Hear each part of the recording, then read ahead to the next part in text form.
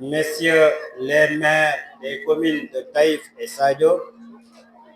Messieurs les commandants de brigade de gendarmerie de Taïf et de Sadio, Mesdames, Messieurs les chefs de service, Messieurs les chefs de village de l'arrondissement de Taïf,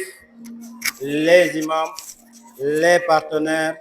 les participants, chers défilants, chère population de Sadio et Taïf, chère population de l'arrondissement de Taïf, chère population de Sadio, ce 4 avril 2025, le Sénégal célèbre son 65e anniversaire de l'accession à la souveraineté internationale. À toutes et à tous,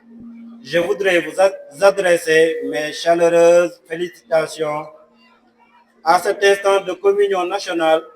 j'ai une pensée pieuse à nos disparus. Chère population de l'arrondissement de Taïf, pour reprendre mot à mot les paroles de son Excellence le Président de la République, je cite, voilà maintenant 65 ans. Voilà maintenant 65 ans que nous avons pris en main notre destin.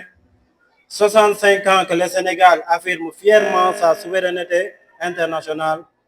65 ans que le Sénégal poursuit sa marche vers le progrès malgré les turbulences du monde. Porté par l'idéal d'un Sénégal libre, souverain, juste et prospère, les conquêtes successives de droits, de liberté ont posé les jalons d'un modèle démocratique fécond qui se renforce de jour en jour par le dialogue. Fin de citation. Cette maturité démocratique arrive au moment où le Sénégal connaît son troisième alternance avec l'arrivée de nouvelles autorités, des autorités qui nous invitent à faire du triptyque Djoubal, Djoubanti notre livre de chevet. C'est-à-dire le don de soi dans la transparence, l'équité pour le développement des territoires. Chère population de Taïf, chère population de Sadio, le développement de notre arrondissement nous incombe à tous. Il revient aux natifs de cette localité et ce développement ne peut se faire que dans l'entente, la cohésion, la sincérité, mais surtout la transparence. Aujourd'hui, plus que jamais, nous devons tirer parti de cette force motrice pour redresser ce qui doit l'être et de donner corps aux aspirations de cette jeunesse de Taïf. Chère population, le 4 avril, c'est aussi la fête des forces de défense et de sécurité, d'où le thème de cette année intitulé Vers la souveraineté industrielle, technologique des forces de défense et de sécurité. C'est l'occasion de rendre un hommage appuyé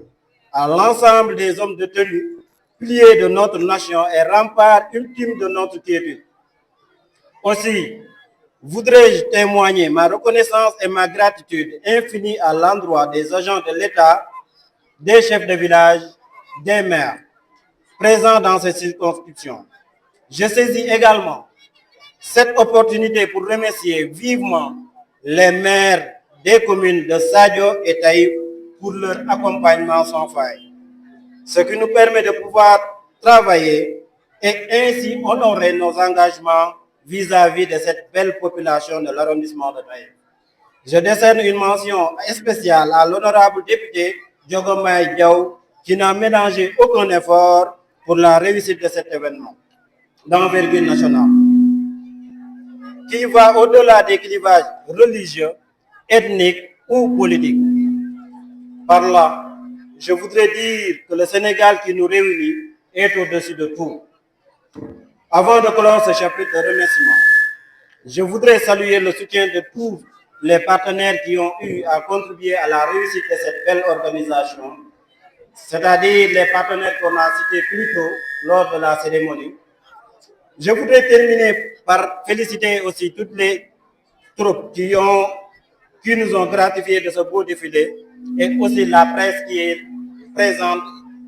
ici depuis ce matin. Chère jeunesse de l'arrondissement de Taïf, je vous invite à redoubler d'efforts et à vous engager davantage pour qu'ensemble que l'on puisse relever les défis pour la promotion de cette belle localité. Chère population de Sadio et de Taïf, regardez dans la même direction. Celle du proche avenir des enfants de cet arrondissement doit être l'horizon fédérateur de toutes nos énergies. Ensemble,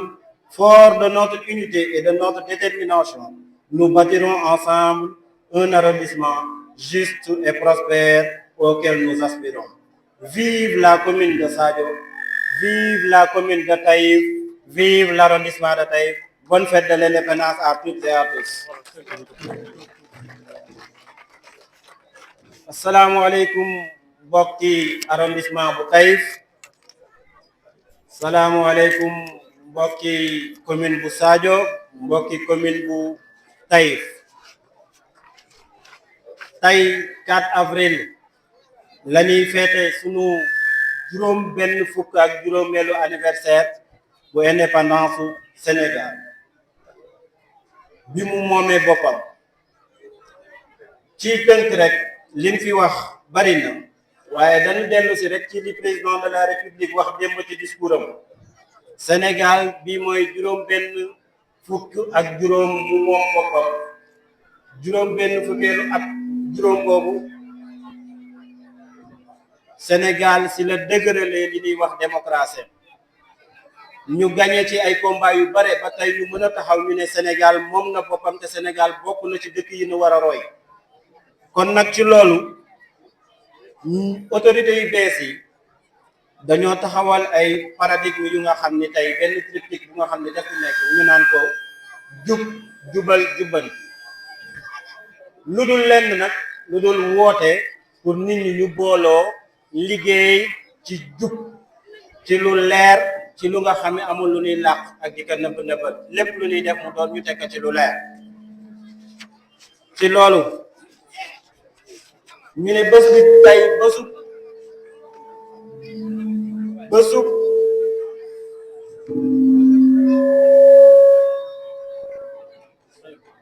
bés bi tey bésub force de défense et de sécurité yi la. kon nag dañ leen ci sargal bu baax a baax. ci sargal boobu sax ñu ñaaxaale ci sunu maam ji nga xam ne moo fi taxawoon léegi mu bokk ci ancien combattant yi nga xam ne ñoo demoon ci guerre bu Algérie 1976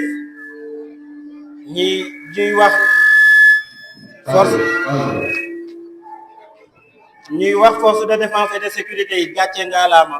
di leen féliciter bu baax a baax ci liggéey bi ñuy liggéey ba tax ñu mën a am jàmm ba ñun ñëpp bu ñu tëddee ñu mën a nelaw ba yaañ ndoor te ñoom duñ ko def ñoom ñu ngi ci terrain bi di liggéey. kon nag loolu dañ leen ci féliciter bu baax sargal leen ci bu baax a baax. beneen bi mooy rek may dellu di sant bu baax ñi nga xam ne ñoom laa bokkal liggéey bi muy administration bi nekk ci arrondissement bu Taïf. ñi nga xam ne ñoom laay liggéeyee lool muy chef de service yi su ma ko waxee bëgguma juum moo tax li mu ma kenn ñoom ñëpp xam nañ seen bopp képp ku may liggéeyee lool rek maa ngi lay sant di la gërëm. di sant aussi les chefs de village yi nga xam ne dama bokk ak ñoom liggéey bi ñu am rôle bu am importance bu ñuy jouer ci maillon bi. beneen bi mooy di sant bu baax ñaari maire yi nga xam ne ñoom la ñu seqal arrondissement bi muy maire de la commune de Taïf ak maire de la commune de Sadio waaye di beral loxo maire bi nga xam ne tey moo dalal bés bi muy maire de la commune de Sadio ndax lu mu mën def na ko ci bés bi ba tey bés bi mën a taaroo nii ñu mën a défilé ba sax ñu mën a taxaw ne tey Sadio mooy bésam bu njëkk ci défilé ci ñu fi organiser défilé. beneen bi mooy ñu woote ne Sénégal bi nga xam ne moo ñu dajale ñun moo ëpp politique moo ëpp sax diine bi nit bokk na fii wala bokkul fii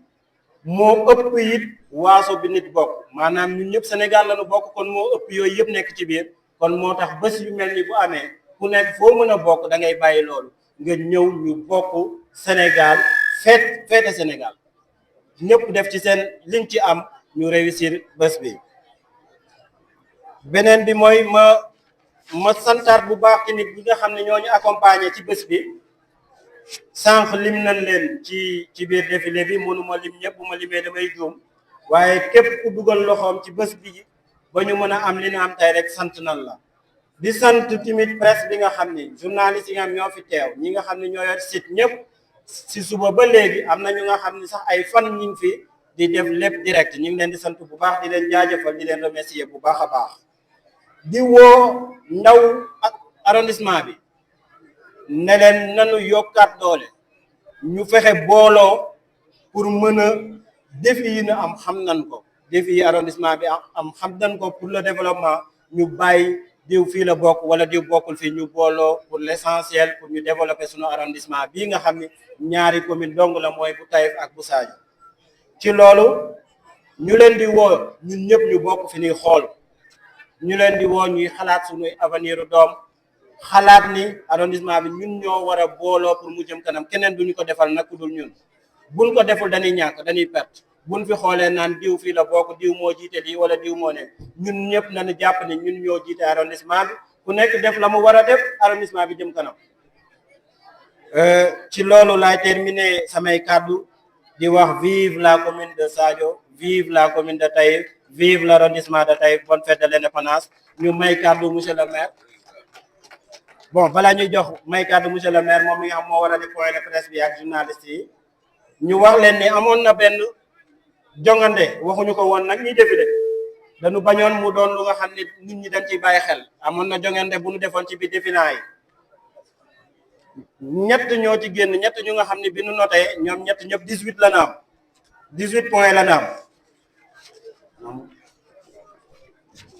muy école bi nga xam ne mooy école élémentaire bu Gerle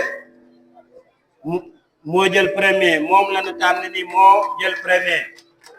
beneen école bi ci topp mu jël deuxième mooy lycée bu Taïf beneen école bi ci topp jël troisième mooy CM bu Sadio